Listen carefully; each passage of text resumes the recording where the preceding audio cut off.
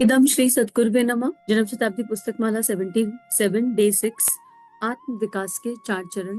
परम पूज्य गुरुदेव वंदे माँ की अनुभव अनुभूति। हृदय में परम पूज्य गुरुदेव वंदे माँ का आशीर्वाद स्वरूप और आज्ञा चक्र पर एक दिव्य प्रकाश ज्योति जो हमें हमारे भीतर ले जा रही है, हमारे चिंतन और मनन को एक दिव्य दिशा दे रही है। चिंतन करना हम सबको आता है और उस चिंतन की दिशा क्या होनी चाहिए, चिंतन किस पैरामीटर पर होना चाहिए, ये परम पूज्य गुरुदेव ने हमें बताया। परम पूज्य गुरुदेव ने शरीर को 3 हिस्सों में डिवाइड किया, जो हमें पता ही है, और उसके आधार पर बताया कि हमें अपनी फिजिकल, मेंटल, इमोशनल बॉडी का चिंतन किस तरह करना चाहिए। और इसमें स्टेप्स हैं, आत्म विकास के जो स्टेप हैं उसमें पहला स्टेप था समीक्षा। समीक्षा केवल अपनी, और फिर समीक्षा करने के बाद सुधार। अब सुधार कैसे करना है ये बताया। फिर गुरुदेव ने कहा, क्राइम की एक डेफिनेशन दी। गुरुदेव ने कहा क्राइम उसको कहते हैं कि जो ज्ञान हमें प्राप्त हो गया, जो इन्फॉर्मेशन हमको मिल गई, हम उस इन्फॉर्मेशन को जानने के बाद भी उसको इम्प्लीमेंट करने का अभ्यास और प्रयास नहीं कर रहे, तो वो एक क्राइम है। पर हमने क्राइम को छोटे पाप और बड़े पाप में डिस्टिंग्विश कर दिया। लेकिन आलस्य और प्रमाद भी उतना ही बड़ा पाप है जितना किसी का खून करना। ये बात है। क्यों? आलस्य और प्रमाद में हम अपनी आत्मा का हनन कर रहे हैं। तो इस तरह गुरुदेव इसको समझा रहे थे। और फिर गुरुदेव ने कहा, जब हम अपने भीतर देखना शुरू कर देंगे और हम ये देख लेंगे कि व्यक्तिगत जीवन में हमारे गुण कर्म स्वभाव किस दिशा में जा रहे हैं और वहां पर हमसे क्या गलतियां हो रही हैं, तो गलतियों को एक बार स्वीकार कर लो, गलतियों को एक बार एक्सेप्ट कर लो, तो फिर गलतियों को ठीक करना सरल हो जाता है। तो समीक्षा करने के बाद आत्म सुधार करने की प्रक्रिया, और उसके बाद आत्मनिरीक्षण। आत्मनिरीक्षण क्या है? निरीक्षण क्या होता है? हर समय का ऑब्जर्वेशन। ऐसे पता नहीं चलेगा कि हम सोचे कि हम रात को 1 घंटा बैठेंगे और रात को 1 घंटा पूरे दिन का स्मरण करेंगे और हमको हमारी गलतियां पकड़ में आ जाएंगी। ऐसा नहीं हो पाता है। एक अवेयर लाइफ, ये क्या है? इसको कहते हैं चौकीदारी। वो एक कहानी सबने सुनी होगी। एक चौकीदार था एक फैक्ट्री के बाहर, और बड़ी शांति से अपना काम करता रहता था। वो देखता था कि रोज एक सन्यासी बाबा आते हैं और थोड़ी दूर नदी के पास जाकर बैठ जाते हैं और बैठे रहते हैं पूरे दिन। और शाम को जब वो जा रहा होता है तब भी वो साधु बाबा उठते हैं और चले जाते हैं। तो उसको समझ ही नहीं आया। एक दिन उसने सोचा कि इनसे जाकर पूछूं। तो वो उनके पास गया और उनसे पूछा कि आप यहाँ बैठे रहते हो, इतने लोग दिन भर में आपके पास आते हैं, आप बोलते किसी से कुछ भी नहीं हो, फिर भी लोग यहाँ बैठे रहते हैं, आप यहाँ क्या करते हो? तो वो साधु बाबा, वो संत मुस्कुराकर बोले, तुम क्या करते हो? तो बोला, मैं चौकीदारी करता हूँ। बोला, किस चीज की चौकीदारी करते हो? बोला, मैं फैक्ट्री की चौकीदारी करता हूँ कि इसमें कोई गलत इंसान ना घुस जाए, इसमें कोई चोर ना घुस जाए, इसमें कोई डकैत ना घुस जाए, इसमें कोई अनावश्यक तत्व ना घुस जाए। तो वो संत साधु बोले कि मैं भी वही करता हूँ यहाँ बैठकर, मैं पंच तत्वों के सानिध्य में बैठकर चौकीदारी करता हूँ। तो बोले, आप किसकी चौकीदारी कर रहे हो? बोले, मैं इस देह की चौकीदारी करता हूँ कि भगवान ने ये देह दी है, इसमें कोई अनुचित भावना, अनुचित विचार प्रवेश ना करने पाए। और हमारा मनुष्य जीवन इसीलिए मिला है, हम जो भी काम करें पर उसमें हर समय अलर्ट, इसी को निरीक्षण कहते हैं। निरीक्षण का अर्थ क्या है कि होता क्या है, हम लोग क्योंकि ह्यूमन बीइंग है ना, तो हमको पहले इमोशंस फील होते हैं। जैसे हर्ट हो गए अचानक से बहुत लो फील हो गया, अचानक से बहुत गुस्सा आ गया, ये सब अचानक होता है। कभी कोई प्लान करके हर्ट हुआ है क्या? कभी कोई प्लान करके गुस्सा करता है क्या? नहीं। कल दोपहर को 2 बजे हमको हर्ट होना है, परसों शाम को 4 बजे हमको गुस्सा करना है, ऐसा होता है क्या? ये सब अचानक हो जाता है। ये अचानक कैसे हो रहा है? क्योंकि सावधानी हटी, दुर्घटना घटी। और परम पूज्य गुरुदेव हमें सावधान होने के लिए कह रहे हैं कि हमारे साथ अचानक कुछ भी ना हो। अचानक हमारा बीपी लो हो गया, अचानक हमारा बीपी हाई हो गया, अचानक से डायबिटीज हो गई, अचानक कुछ नहीं हो रहा, अंदर घटित हो रहा है कुछ। और जब घट मतलब देह, जब देह में कुछ ऐसा घटित होता है भावनाओं के स्तर पर जो घटित होने योग्य नहीं है, तो वो लॉन्ग टर्म में बीमारियों के रूप में बाहर आ जाता है। इंसोम्निया, एंजाइटी, डिप्रेशन, डायबिटीज, न जाने क्या क्या। अब गुरुदेव कह रहे हैं कि निरीक्षण करो, निरीक्षण करो। जैसे ही लगे कि कुछ लो हुआ, एकदम वहीं पर रुक जाओ, स्थिर हो जाओ और पूछो अपने आप से, मुझे ईर्ष्या का भाव क्यों आया? मुझे चिड़चिड़ क्यों आई? मुझे इस समय गुस्सा क्यों आया?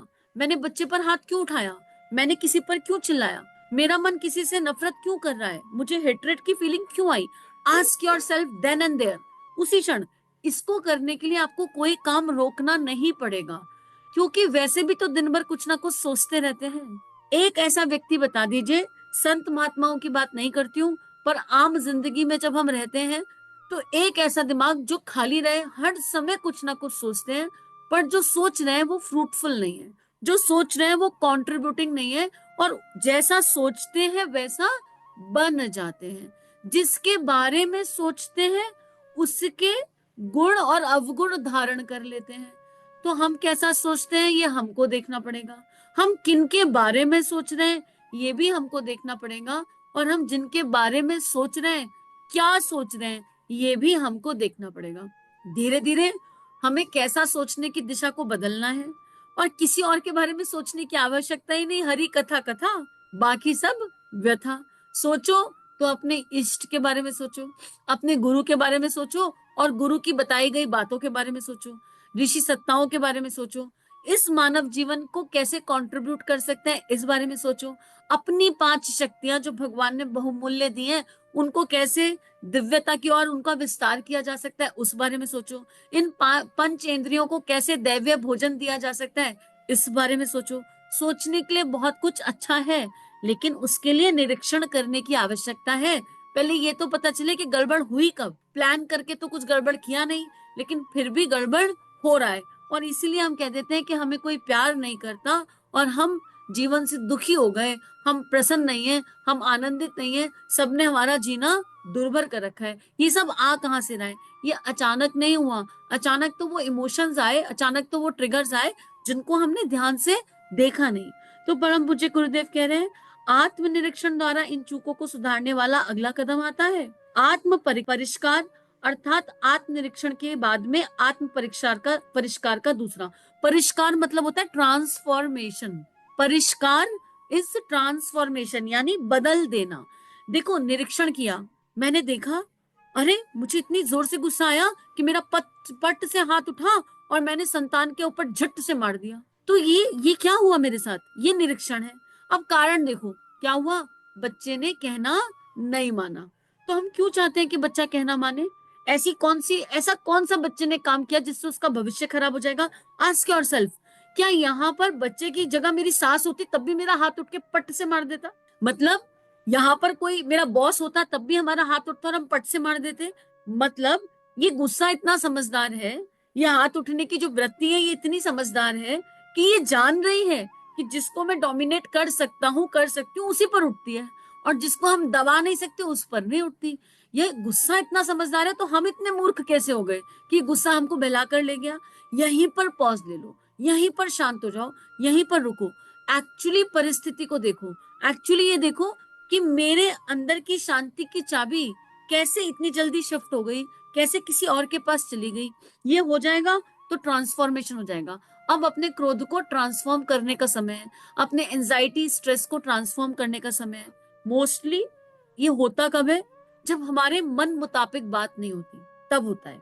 बिल्कुल शॉर्ट में बताऊंगी रूट कॉज, क्योंकि अगर हम लगातार सुनते आ रहे हैं तो हमको डिटेलिंग भी पता होगी, लेकिन शॉर्ट, मेरे मन का नहीं हुआ तो मेरा मन त्रास गया, और जब ये मन त्रास गया तो ये लो हो गया, इसने सुख दुख फील कर लिया, इसने मारपीट मचा दी, एंजाइटी हो गई, ईर्ष्या हो गई, जाने क्या क्या हो गया। लेकिन अपने मन का तो हम खुद भी नहीं कर रहे अपने लिए, तो हम दूसरों से क्यों चाहते हैं कि वो हमारे मन का करें? हम परम पूज्य गुरुदेव को, ऋषियों को, संतों को जाने कब से फॉलो कर रहे हैं, और अगर नहीं भी फॉलो कर रहा, कोई कोई बिल्कुल इस दिशा में नहीं बढ़ा, अभी भीतर की ओर यात्रा तो सबकी चल रही है, किसी की बाहर की ओर है, किसी की भीतर की ओर। जो बाहर की ओर की यात्रा कर रहे हैं वो भी नहीं चाहते कि उनको गुस्सा आए, वो भी नहीं चाहते कि उनके मन में ईर्ष्या की भावना आए, यानी चाहता तो कोई नहीं, लेकिन फिर भी आ जाती है। जब हम अपने ही मन को संभाल नहीं पा रहे, कंट्रोल नहीं कर पा रहे, उसका पावर हाउस नहीं बन पा रहे, तो हम ये क्यों चाहते हैं कि सब मेरे आसपास के सारे लोग हमारे मन अनुसार चलें? और अगर हम ये चाहते हैं तो हर इंडिविजुअल तो यही चाहता है कि सब मेरे मन के अनुसार चलें। अब 2 लोग हैं, मैं ये चाहती हूँ कि सामने वाला मेरे मन के अनुसार चले, सामने वाला ये चाहता है कि मैं उसके मन के अनुसार चलूं, ना मैं, और हम दोनों एक दूसरे की बात नहीं मान रहे, तो फिर क्लैश तो हो गई, परेशानियां तो आएंगी। गुरुदेव इन्हीं परेशानियों से बाहर निकालना चाहते हैं और समाधान देना चाहते हैं। कहते हैं पहले रुक जाओ, जानो समझो कि तुम्हारे भीतर जो घटित हुआ वो क्यों घटित हुआ। उसके बाद आत्म परिष्कार के बारे में सोचो। उसके बाद ये विचार करो कि मैं सामने वाले को तो नहीं बदल सकता, लेकिन अपने ऊपर काम कर सकता हूँ। अपना ट्रांसफॉर्मेशन अपने हाथ में है। सेल्फ ट्रांसफॉर्मेशन कोई और कर ही नहीं सकता। अब बात आती है कि सुधार करे कैसे। ये तो पता है कि करना क्या है, बात यह है कि करना कैसे है। तो गुरुदेव कहते हैं सुधार में क्या बात करनी होती है, सुधार में रोकथाम करनी होती है, यानी तप करना होता है। रोकथाम को ही सिंपल भाषा में तप कहते हैं, संयम कहते हैं। सिंपल सरल भाषा रोकथाम और आध्यात्मिक भाषा संयम और तप। और इसको और डिटेल में जानना है ना, तो हमें ये समझना होगा कि बिहेवियर कैसे बनता है। और अगर ये जानना है कि बिहेवियर कैसे बनता है, तो आप मैं क्या हूं के शुरू के 20 ऑडियो सुन लीजिए। आपको अच्छे से समझ में आ जाएगा कि हमारे 3 मन कौन कौन से हैं, प्रवर्त मन और प्रबुद्ध मन और आध्यात्मिक मन। और इन तीनों के कॉम्बिनेशन से बिहेवियर बनता है। मैं क्या हूं, स्टार्टिंग के 15 से 20 ऑडियो ये आपको एक्सप्लेन कर देंगे आपका अपना बिहेवियर। आप पूरा भूतकाल में जाकर अच्छे से निरीक्षण कर पाएंगे कब हमने क्या किया और क्यों किया, हमारा कौन सा बिहेवियर कैसे जन्मा, कहां से आया और कहां चला गया। लेकिन इन्वेस्टमेंट ऑफ टाइम तो करना पड़ेगा। अब आप बोलो कि वो सारी बुक को यहाँ फिर से रिपीट कर दिया जाए, तो बताओ ये कैसे संभव है। आज गुरुदेव हमें किसी और टॉपिक पर ले जा रहे हैं, लेकिन इस टॉपिक की गहराई वहां पर भी है। तो इसलिए इतनी प्रार्थना सबसे करूंगी कि थोड़ा सा अपने ऊपर टाइम इन्वेस्ट कर दीजिए। 10 से 12 मिनट के ऑडियो है, पूरे 63 तो सुनने की बात भी नहीं करी, बस 20 सुन लो। 20 सुनकर अपने आप को जान लो कि हमारे 3 मन कौन कौन से और वो कैसे खेल खेलते हैं, और वो कैसे हमको सही राह पे भी लेके जा सकते हैं और कैसे हमको उलझा भी सकते हैं। अब गुरुदेव कहते हैं एग्जाम्पल है, आप शराब पीते हैं तो शराब पीना बंद कर दीजिए। आप बीड़ी पीते हैं, सिगरेट पीते हैं, अपना कलेजा जलाते हैं, तो अब आप विचार कीजिए कि अब हम अपना कलेजा नहीं जलाएंगे। आत्म परिशोधन इसी का नाम है कि जो गलतियां आपसे हुई उनके विरुद्ध आप रुकावट खड़ी कर दें, रोकथाम के लिए आमादा हो जाएं और संकल्प लें कि जो भूलें हमसे हुई अब नहीं होंगी। इसके लिए स्कीम बनाएं। देखो सबसे पहले तो ये स्वीकार करना पड़ेगा, ये एक्सेप्ट करना पड़ेगा कि हमसे गलती हो रही है। अब यहाँ पर होता है कि हम बीड़ी सिगरेट भी पीते हैं, हम व्यसन भी करते हैं, पर हम ये मानने को ही तैयार नहीं है कि हम व्यसन करते हैं। हम बीड़ी सिगरेट पीते हैं, हम उसको भी जस्टिफाई करना चाहते हैं। अगर हम जस्टिफाई की एनर्जी पर है तो कुछ नहीं हो पाएगा। आप एक बार को संसार को जस्टिफाई कर लोगे, पर अपनी आत्मा को कैसे जस्टिफाई करोगे, अपने अंतर्मन को कैसे जस्टिफाई करोगे। झूठ बोलना अनुचित है तो है, नॉनवेज खाना उचित नहीं है तो नहीं है, सिगरेट पीना उचित नहीं है तो नहीं है, शराब पीना उचित नहीं है तो नहीं है। आप इसमें कितना भी विज्ञान लगा लो, कितना भी साइंस लगा लो, अगर किसी को ट्रांसफॉर्मेशन करना है ना, किसी को परिशोधन करना है। परिशोधन मतलब क्या होता है, एक हो गया ट्रांसफॉर्मेशन, परिशोधन वो केमिस्ट्री की लैब में नहीं करते थे, शोधन की प्रक्रिया, फिल्टरेशन, इसे कहते हैं फिल्टरेशन, शोधन मतलब। तो अब फिल्टर तो करना पड़ेगा, फिल्टर कर कर ये जानना पड़ेगा मेरे कौन से कर्म मेरे लिए दुखदाई बन रहे हैं, इस मानव जीवन को गर्त की ओर ले जा रहे हैं, और कौन से ऐसे एक्शंस हैं, कौन से ऐसे कर्म हैं जो दिव्यता की ओर ले जा रहे हैं। उसके बाद अब ये जो आदतें बनी है, शराब पीने की आदत, किसी जन्म लेते हुए बच्चे को शराब पीते देखा है क्या कभी? किसी जन्म लेते ही बच्चे को बीड़ी पीते देखा है हमने कभी? जन्म लेते ही कोई बच्चा गुस्सा करता है, चिल्लाता है, चीखता है, तोड़फोड़ करता है? नहीं देखा। यानी ये शराब पीने की आदत, बीड़ी पीने की आदत, तोड़फोड़ की आदत, गुस्से की आदत, गालियां देने की आदत, ये सारी बुरी आदतें एक पर्टिकुलर टाइम पर आकर पड़ी है, किसी कारण से पड़ी है। तो पीछे जाकर ये देखना होगा पहली बार कब गाली निकली मुंह से, पहली बार कब गुस्सा आया, पहली बार कब कौन सी चीज तोड़ी, पहली बार शराब कब पी, पहली बार व्यसन कब किया। पीछे जाना पड़ेगा और उस पहली बार को पकड़ना पड़ेगा। पहली बार ईर्ष्या की फीलिंग कब आई, इसलिए गुरुदेव ने पहले ही कह दिया था 200 अध्याय पहले कि अपने भूतकाल में जाएं। अब जब वो घटना पहली बार घटित हुई ना, उस समय देखो आप कितने सरल थे। वो पहली बार हमने क्यों किया? मैंने पहली बार सिगरेट पी तो क्या मैंने मात्र दोस्तों के कहने पर पी ली, दोस्तों ने कहा नहीं नहीं पी कर देख, और मैंने अपनी झूठी, मतलब ये कह लो कि दोस्तों का मान रखने के लिए पी ली, क्या अरे अब मैं दोस्तों के सामने नीचा हो जाऊंगा, मैंने नहीं पी, क्योंकि आजकल तो ये ट्रेंड हो जाता है। आप अगर ऐसा कोई काम पब्लिक में नहीं करते अपने 4 दोस्तों के बीच में, 4 साथियों के बीच में, तो वो आपको चिढ़ाते हैं, वो आपको बुली करते हैं, वो आपको परेशान करते हैं, और हम उस बुली से बचना चाहते हैं और हम अकेले नहीं रहना चाहते। तो दोस्ती ही इस शर्त पर हो रही है कि कोई सिगरेट पीने वाला साथी मिलेगा तो दोस्ती हो। उस समय ये देखो कि क्या हमने गलत जगह दोस्ती नहीं कर ली, हमें उसी समय त्याग देना नहीं चाहिए था इस कंपनी को। जो साथी मुझे ये कह रहे हैं क्या फर्क पड़ जाएगा तो तूने एक सुट्टा मार लिया, क्या फर्क पड़ जाएगा तो एक पैक पी लिया, जो मुझे इस तरह की सलाह दे रहे हैं वो अपने भी सच्चे साथी नहीं है। जो अपना सच्चा साथी नहीं है वो मेरा सच्चा साथी कैसे बन जाएगा? अब ये देखो, क्या हमारे मन में कोई वैक्यूम था, या हमारे मन में पहले से ही भाव था कि एक बार तो ये काम कर कर देखना है? तो अगर ये एक बार ये काम कर कर देखना है तो क्यों मन था?